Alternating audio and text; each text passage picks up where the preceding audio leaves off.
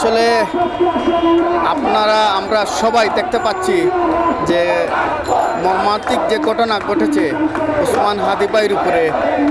ঘটনার ক্ষেত্রে কিন্তু কাজ উসমান হাদি ভাই মৃত্যুবরণ করেছেন।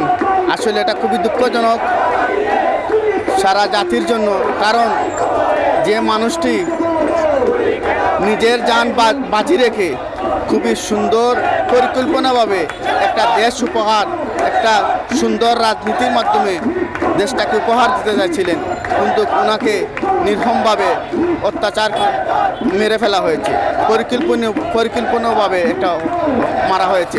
আসলে এটা খুবই দুঃখজনক।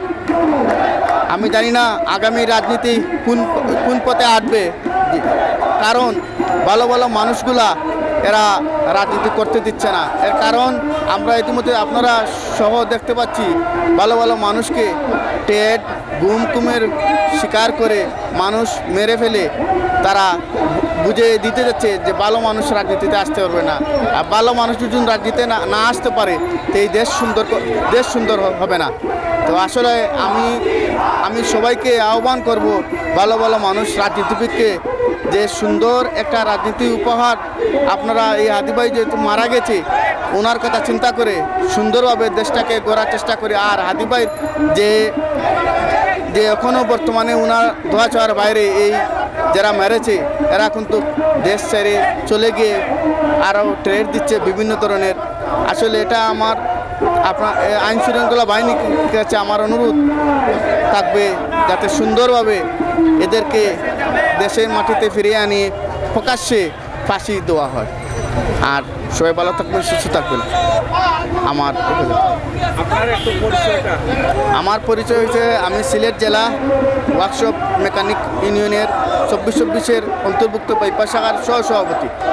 সিলেট জেলা মোটর ওয়ার্কশপ মেকানিক 26-24-এর অন্তর্ভুক্ত বাইপাস শাখার সহসভাপতি আমি নির্বাচিত। নিয়ে বিচারক অবশ্যই, যেহেতু আমি বাংলাদেশের একজন নাগরিক, আমি তো অবশ্যই চাবো যেহেতু ভালো মানুষ রাজনীতিতে আসলে আপনারা দেখতে পাচ্ছেন ইতিমধ্যে একজন মানুষ নির্মমভাবে অত্যাচার হয়েছে। শুধু উনি নয়, পরম দেখে যাচ্ছি এই দেশের রাজনীতি প্রতিহিংসার রাজনীতি। আমরা প্রতিহিংসার রাজনীতিকে ছেড়ে সুন্দর রাজনীতির যেন উপহার দিতে পারি। রাজনীতি বড় বড় রাজনীতি যে দলগুলা রয়েছে আমি এই দলগুলোর কাছে আহ্বান জানাবো আপনারা এই প্রতিহিংসার রাজনীতি ছেড়ে সুন্দরভাবে যেন দেশ গড়ার আহ্বান রইল। এই দেশ করতে আমরা যে মুখে বলি সুন্দর আমরা দেশ গড়বো, এই করবো সেই করবো, কিন্তু আসলে দেখা যায় ভিতরে অহংকার ভরা। এটা দেখালে হবে না। দেশ যেভাবে সুন্দর করতে হয় এভাবেই করতে হবে। আমি এর সাথে আরেকটা জিনিস বলতে পারবো, আপনারা যেহেতু বলতেছেন বিভিন্ন রাজনীতিবিদ আজকে মিছিল মিটিংয়ের মাধ্যমে প্রতিবাদ তুলছেন, আপনারা যখন এই প্রতিবাদ সফল হবে তখন হাদি ভাই বিচার কায়েমের মাধ্যমে সফল হতে।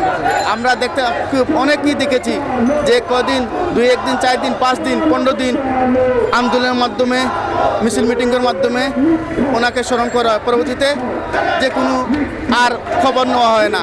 এটা করলে হবে না। বিচারের আওতায় আনে প্রকাশ্যে ফাঁসি দিতে হবে, তখনই বোঝা যাবে একজনের মায়া মোহাম্মদ দেখানো। এটা আসলে যারা রাজনীতিবিদ রয়েছেন এদের মাধ্যমে আজকের বিভিন্ন সংগঠনের মাধ্যমে আজকের মিছিল মিটিং এরাই বলতে পারবেন। আমি ছোট দলের একটা কর্মী, গণ অধিকার পরিষদের কর্মী। আমি কর্মী হিসাবে আমি আজকে অংশগ্রহণ করেছি।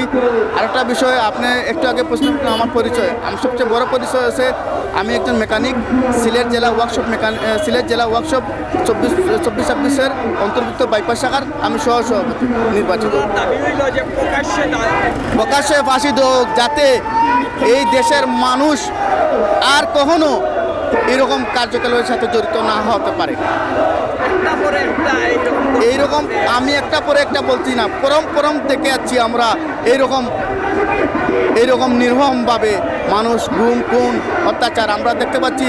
আমাদের বিভিন্ন রাজনীতিবিদ, বিভিন্ন দলের, বিভিন্ন সামাজিক, আমরা যে কোনো কিছু হয়ে গেলেই মানুষকে মেরে ফেলা, গুম করা, এটা যেমন সাধারণ মনে হয়ে গেছে। একমাত্র কারণ হচ্ছে বিচার ব্যবস্থা দুর্বলের কারণে আজ এই অবস্থা। বিচার ব্যবস্থা যদি কঠোর করা হয়, একটা আইন সুন্দর করে কেউ নিঃস্বার্থে যাতে না হয়, এইরকম যদি হয় বিচার ব্যবস্থা, তাহলে আমার মনে হয় এই দেশের মাটিতে আর কোনো খুনি গুম এরকম হবে না, যদি বিচার ব্যবস্থা ঠিক হয়। প্রশাসনের ব্যর্থতা রয়েছে। আপনারা দেখেছেন গত 18 মাসে প্রশাসনে বাংলাদেশের সেনাবাহিনী বেঁচেছে পাওয়ার নিয়ে সাত থেকে 11 দেখেছি, দেখেছি, আর এখন দেখছি বিশ্বাস করি একটা গুলি চললে লড়াই করে বাঁচতে চাই, লড়াই করে বাঁচতে চাই।